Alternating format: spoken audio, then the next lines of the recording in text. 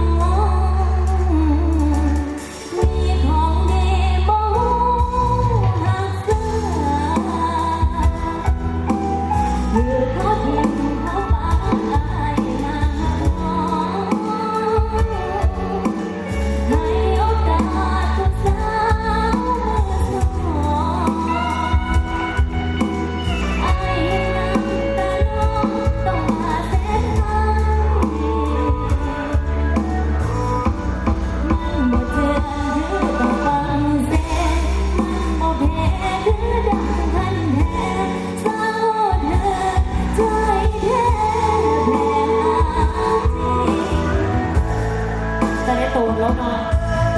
เทปนี้ก็ได้เตรียมตัวมากับกรรมการกับเขาเอิญมาแกล้งดิเขาไม่เห็นโอ้ยเป็นตาดักตีกรรมการแท้เทปนี้ก็ได้เตรียมตัวมาจะเห็นมาลองเนาะเอ้าขอให้โชคดีค่ะเบอร์28ค่ะขอเสียงตัวมือดังๆอีกเรื่องน้อยกับหมายเลข28เนาะมีไผ่บ้องในนี่ผ่านทรายน้องเป็นผ่านทรายยังอ่าวเพลงที่2และต้องมาพบกับภูเขาแข่งขันหมายเลข29น้องอย่าลืมเด้อตอนนี้ไผ่ที่